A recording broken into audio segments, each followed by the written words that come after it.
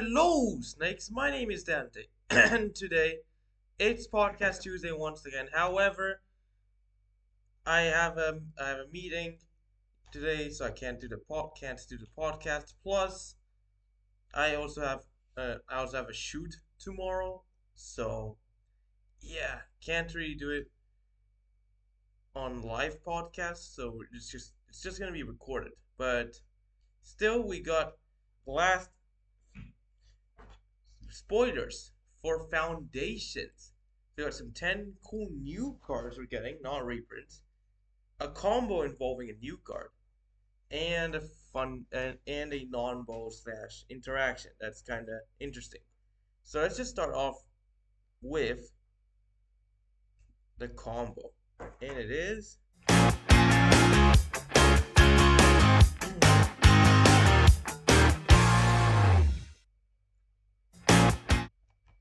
we got Bloodthirsty Conqueror and Sanguine Bond.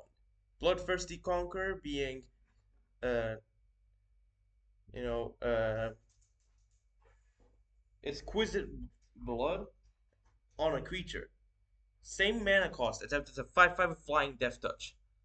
But it's basically exquisite blood. Sanguine Bond, or anything that just makes opponents lose life by when you gain life, it just infinites. Pretty sure in standard we have a similar card. Like, oh yeah, in the new set, I mean, there is this one Glimmer that has this. But yeah, anyways, this in Dust Form. So this is technically a standard infinite combo. However, let's go to our non-bow. And we got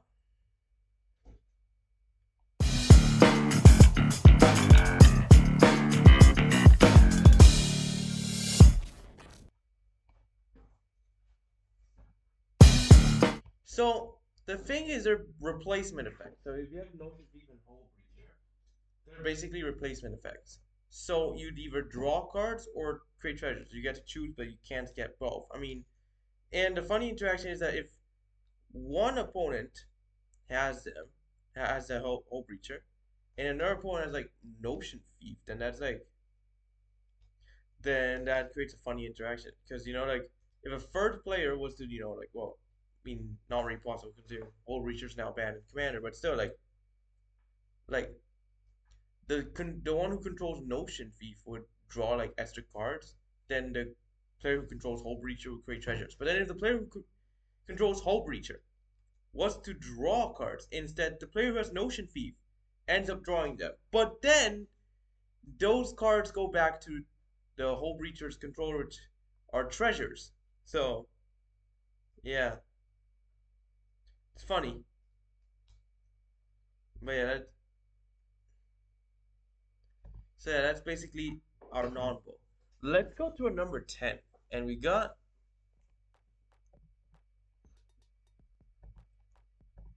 Valkyrie's Call, a 5 mana enchantment.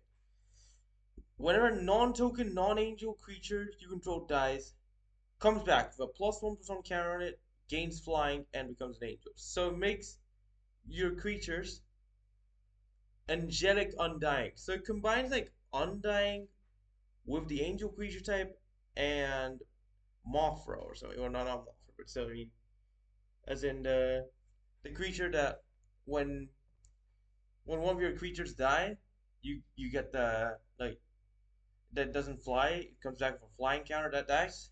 That's actually kind of cool. I mean, Valkyrie's Call is our number 10 today, a new card. Let's go to number 9. It is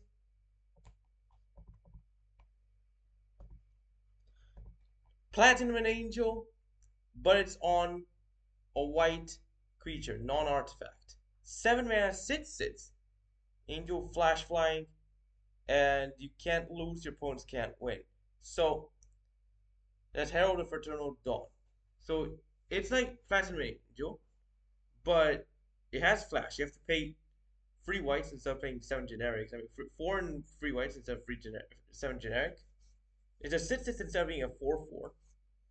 And well, yeah, and it's not an artifact. So I'm not sure if better or worse. I mean, probably better, but But it all depends on which deck you play it in, how you're gonna play it. This is actually kind of cool. It's like Angel's Grace or Angel of Grace or something like that. There's some cards that like angels that stop you from losing or stuff. So yeah, that's actually a cool card. That's Herald of Eternal Dawn. Let's go to number 8, and we got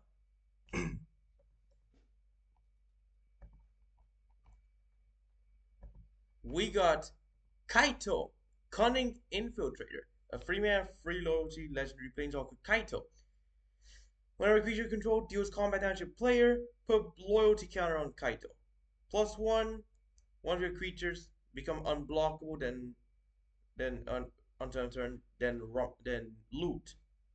-2, create 2/1 ninja token.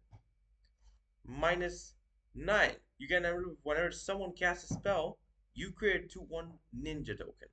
Darn. So ninja tribal might actually be possible in standard. I mean, with 2 Kaitos plus Nashi and whatever ninja there were on Thunder Junction, because I'm pretty sure there were like some ninja on. Uh, you go on standard and you go to type ninja. There's like what else? Rooftop Saboteurs. That's a battle creature. I mean, Invasion of Kamigawa. And Satoru. Oh, and Cyber Cryptomancer. That's also a ninja. So Cyber Cryptomancer, Satoru, uh, Rooftop Saboteurs from the bow, and Nashi. So yeah, of course Kaito, the one from Duskmorn, being a ninja himself. I mean, hmm, maybe we might get a ninja tribal. Anyways, let's go to our number 7, and we got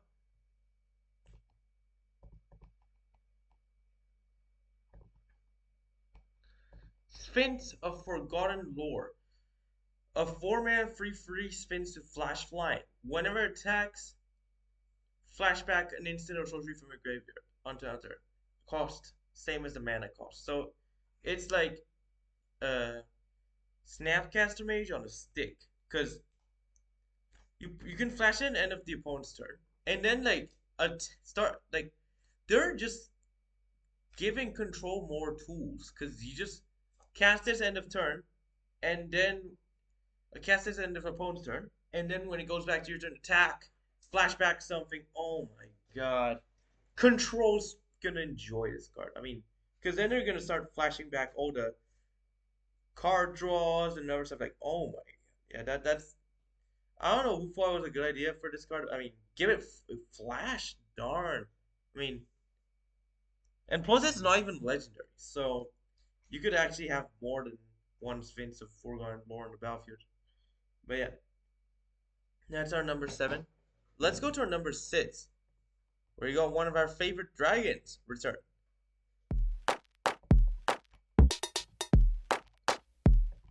Nif Mizzet, Visionary, a 6-mana 5/5 legendary dragon wizard. With flying, you have no match on hand size. Whenever a source you control deals non-combat damage to an opponent, you draw that many cards. Oh, that's gonna be sick. I mean, this already causes an infinite combo with Locust God, Perforos, or I mean, well, or or uh, or instead of Perforos, Impact Tremors. That actually works. Like, plus, don't forget Nifmizzet Fireman or Nifmizzet Perun. Those literally could combo Nifmizzet. Oh my god. This is even better. This is what Nifmizzet Draco Genius should have been. I mean, like, because Nifmizzet Draco Genius, like, literally is considered like the worst Nifmizzet. Because, like, when he hits a player, I mean, then you draw a card. And for 2 mana, you can ping 1 damage to anything. So, I mean, you could ping the opponent for 2 mana and draw a card. But that's like, uh, and you could just do this like as many times. Like it was a red and blue. I mean, you could even hit something else, but you wouldn't draw the card. There's like Niv-Mizzet Firemind. You just draw a card. Like every time you draw a card, you hit 1 damage to anything, and you could tap the Niv-Mizzet to draw a card. That was the first one. And Niv-Mizzet Parun, uncounterable, allows you to hit 1 damage to anything when you draw a card, and whenever someone casts an instant sorcery, you draw a card. So yeah, that was cool. But yeah, there's also the Wooburg Niv-Mizzets, but they're like completely different to the Izzet Niv-Mizzets. But yeah, let's go to our number 5. And we got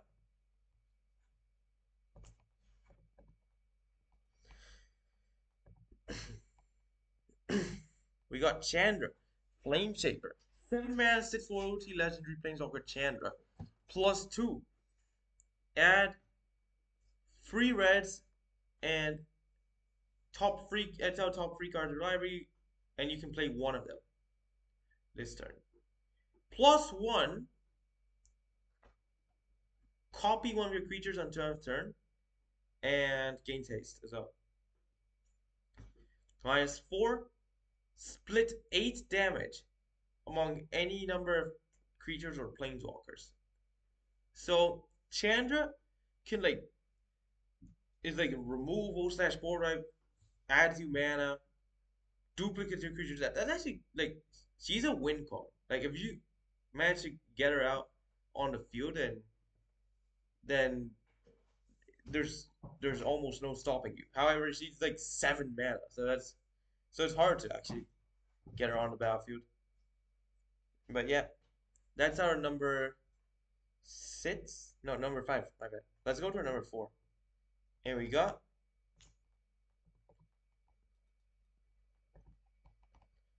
Rite of the Dragon Caller. 6 mana enchantment. Whenever you cast an instant sorcery spell, create 5/5 dragon.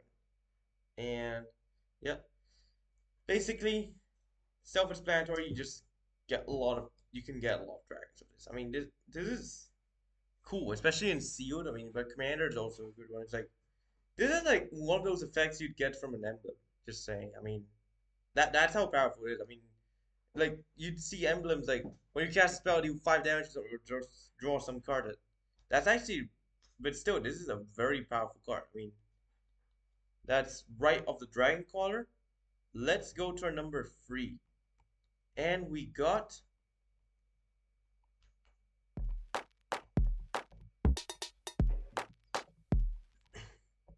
Twin Flame Tyrant, a 5 mana 3/5 dragon with flying. Your sources deal double damage to opponents or permanents they control. So yeah, that's it basically that it just doubles the damage you do. I mean, and it's on a creature. I mean, usually you get that kind of stuff on enchantments or artifacts, but this is a creature that literally doubles your damage. So even the Twin Flame Tyrant, the if it deals damage, that's 6 damage, not 3. So that's actually kind of cool. Let's go to our number 2, and we got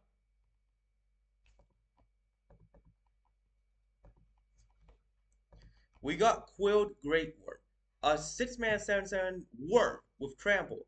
Whenever a creature control deals combat damage during your current turn, put that many +1/+1 counters on it, and you can cast it from the graveyard by removing 6 counters from your creatures, in addition to paying its mana costs and stuff. So it can come back with the counters that you put on your creatures.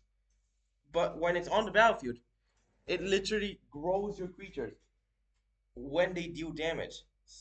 The issue is if they it doesn't even matter if they hit a player or if they hit a creature, planeswalker.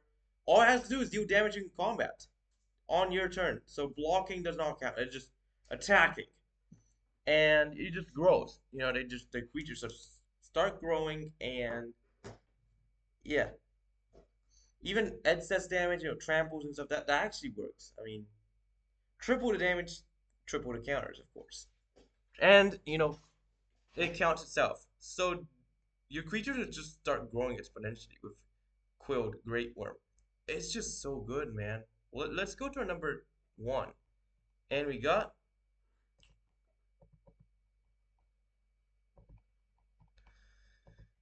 Sire of Seven Deaths, a 7-mana 7/7 Eldrazi with First Strike, Vigilance, Menace, Trample, Reach, Lifelink, and a word cost of 7 life. It's a 7-mana, so yeah, it's an Eldrazi, a brand new Eldrazi that has been introduced in this new set. It's not legendary, but it's literally powerful. I mean, all of it just like it has 7 keywords, 7 mana cost, 7/7, and the ward cost is to pay 7 life. So this is the ultimate creature. I mean, I haven't seen anything like this. This in a keyword based commander deck would be insane, bro. That's actually it. Sire of Seven Deaths, brand new Eldrazi, and hopefully we see more Eldrazi in future. I mean, in the lore. I mean, but anyways, congratulations. You have reached the end of the podcast. So why don't you like and subscribe?